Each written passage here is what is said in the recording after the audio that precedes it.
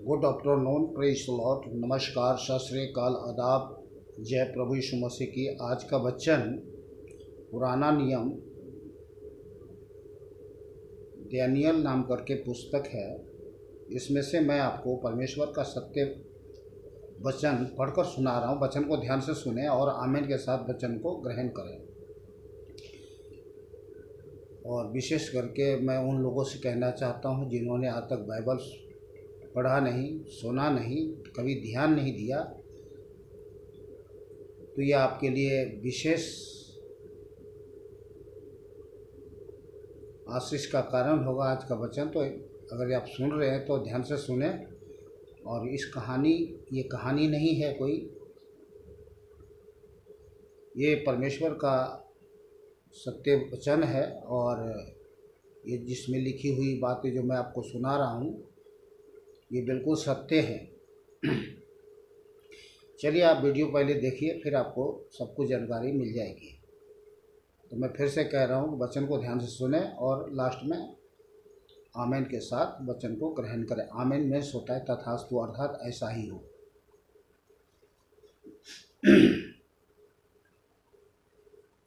Daniel 3 अध्याय 1 से 30 आयत तक पढ़ रहा हूँ मैं वचन को। नबूकदनेस्सर राजा ने सोने की एक मूरत बनवाई जिसकी ऊंचाई 60 हाथ और चौड़ाई 6 हाथ की थी। उसने उसको बेबीलोन के प्रांत के द्वारा नामक मैदान में खड़ा कराया। तब नबूकदनेस्सर राजा ने अधिपतियों, हाकिमों, गवर्नरों, जजों, खजांचियों, न्यायियों, शास्त्रियों और आदि प्रांत प्रांत के सब अधिकारियों को बुलवा भेजा कि वे उस मूरत की प्रतिष्ठा में आए जो उसने खड़ी कराई थी। तब अधिपति, हाकिम, गवर्नर, जज, खजांची, न्यायी, शास्त्री आदि प्रांत प्रांत के सब अधिकारी नबूकदनेस्सर राजा की खड़ी कराई हुई मूरत की प्रतिष्ठा के लिए इकट्ठे हुए और उस मूरत के सामने खड़े हुए। तब ढिढोरियों ने ऊंचे शब्द से पुकार कर कहा, हे देश देश और जाति जाति के लोगों और भिन्न भिन्न भाषा के बोलने वालों, तुमको यह आज्ञा सुनाई जाती है कि जिस समय तुम नरसिंगे, बांसुरी, बीना, सारंगी, सितार, शहनाई आदि सब प्रकार के बाजों का शब्द सुनो, तुम उसी समय गिरकर नबूकदनेस्सर राजा की खड़ी कराई हुई सोने की मूरत को दंडवत करो। जो कोई गिरकर दंडवत न करेगा वह उसी घड़ी धधकते हुए भट्ठे के बीच में डाल दिया जाएगा।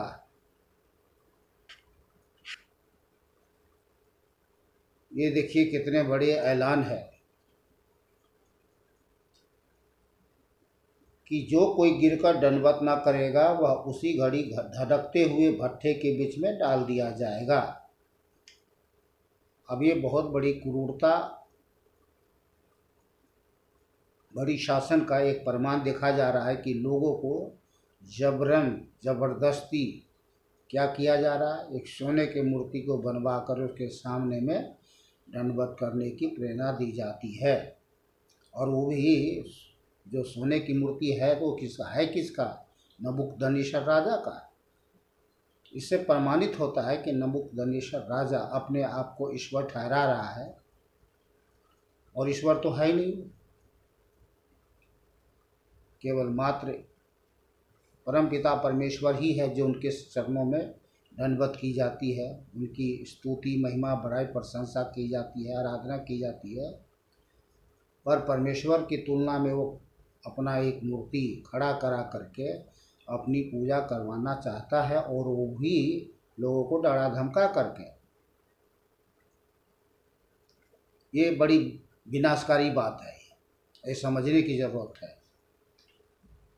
जैसा कि आपने उधर देखा होगा, किंग जॉन्ग का नाम सुना होगा आपने, तानाशाह किंग जॉन्ग। उसकी फ़ोटो जो है घर घर में लगाई जाती है। अगर किसी के घर में अगर फ़ोटो गंदा भी पाया गया तो उसे मरवा दिया जाता है, मर्डर कर दिया जाता है।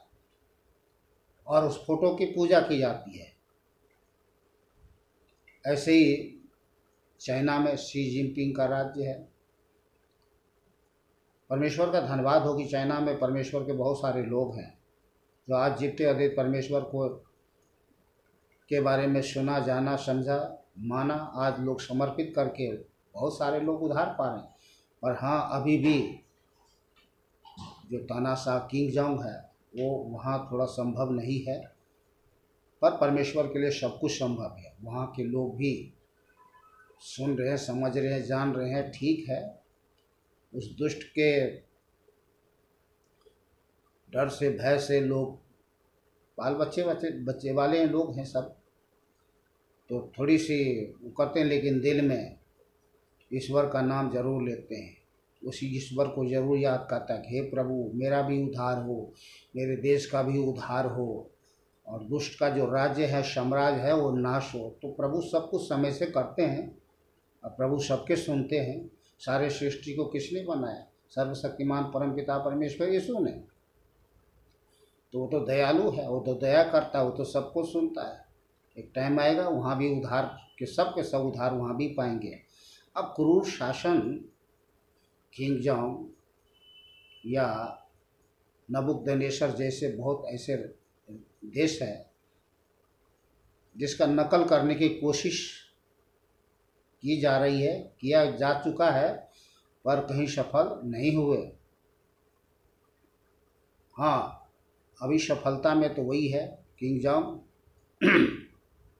तानाशाह किंग जोंग।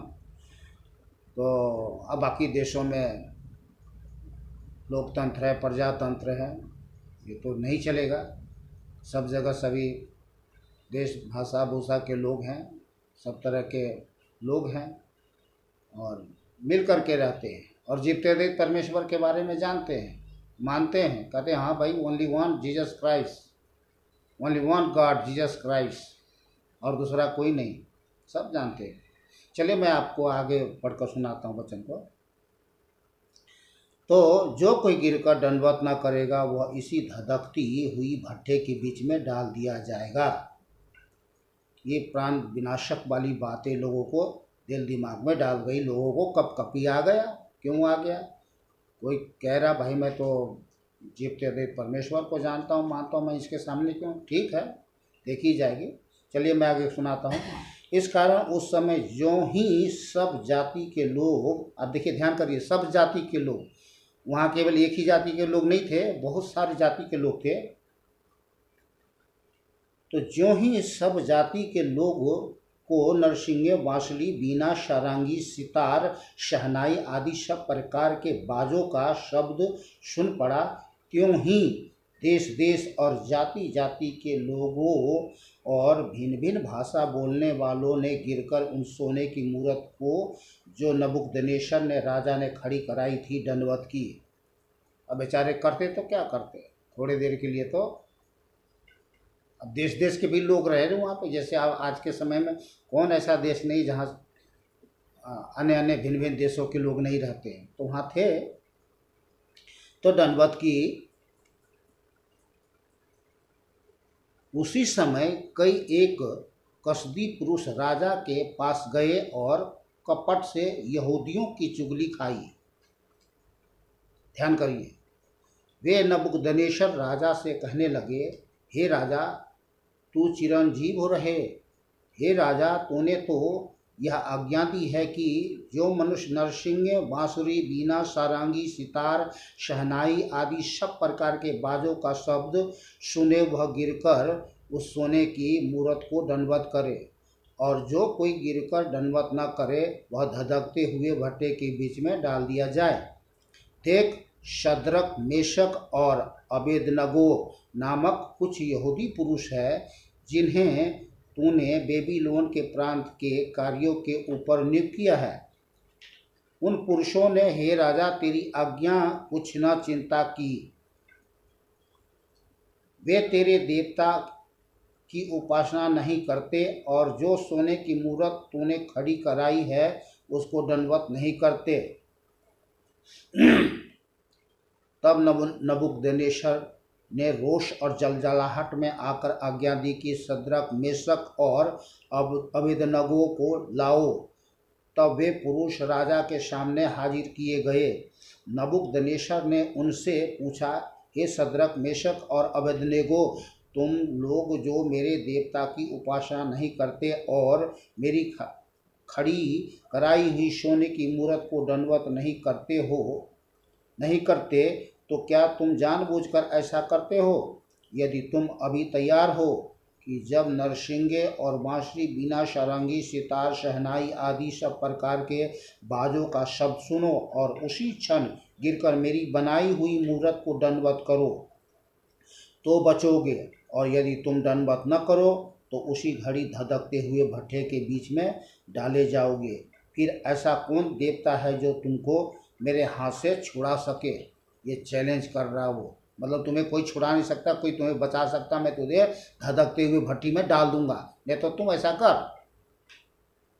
शद्रक, मेशक और अबेदनगो ने राजा से कहा, हे नबूकदनेस्सर, इस विषय में तुझे उत्तर देने का हमें कुछ प्रयोजन नहीं जान पड़ता। हमारा परमेश्वर जिसकी हम उपासना करते हैं, ध्यान करिए कौन कह रहा है, सर्वशक्तिमान जीवते परमेश्वर का दास, बेटा और बेटी कह रहा है। हमारा परमेश्वर जिसकी हम उपासना करते हैं वह हमको उस धधकते हुए भट्ठे की आग से बचाने की शक्ति रखता है। शक्ति रखता नहीं, शक्तिमान है वो, सर्वशक्तिमान तो है, और उनका एक विचार था और बोलने का तरीका था। हमारा परमेश्वर जिसकी हम उपासना करते हैं वह हमको उस धधकते हुए भट्ठे की आग से बचाने की शक्ति रखता है। वरन हे राजा, वह हमें तेरे हाथ से भी छुड़ा सकता है, परंतु यदि नहीं तो हे राजा, तुझे मालूम हो कि हम लोग तेरे देवता की उपासना नहीं करेंगे और न तेरी खड़ी कराई हुई सोने की मूर्त को दंडवत करेंगे। वो ऐसा क्यों कह रहे थे? इसलिए कि अनजाने में लोग शैतान की पूजा करते हैं, भूत की पूजा करते हैं, देवी देवता के नाम पर के शैतान की आत्मा की पूजा करते हैं, भूत की पूजा करते हैं और नश्वर चीज़ों की पूजा करते हैं। इस प्रकार से उन्होंने उनको दिया और कह रहे तेरी खड़ी कढ़ाई हुई मूर्त को दंडवत नहीं करेंगे, क्योंकि तू ईश्वर नहीं है, और न ही जो तू जिसे देवता कहता है उसको मैं जानता हूँ। मैं सर्वशक्तिमान परमपिता परमेश्वर ईश्वर का बेटा हूँ, बेटी हूँ, दास हूँ, सेवा करने वाले लोग हूँ, सच्चा हूँ, अच्छा हूँ। मैं भली भांति जानता हूँ सोना क्या है, पीतल क्या है, हीरा क्या है और शीशा क्या है, मैं सब कुछ जानता हूँ। परख है हमारे अंदर में, मैं जानता हूँ।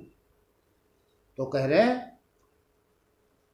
आगे, तब नबूकदनेस्सर झुंझला उठा और उसके चेहरे का रंग शद्रक, मेशक और अबेदनगो के प्रति बदल गया। रोष, क्रोध, आग बबूला हो चुका। उसने आज्ञा दी कि भट्ठे को 7 गुना अधिक धधका दो। उसको इतना क्रोध आया, तो जल ही रहा था भट्ठा, लोगों को दिखाने के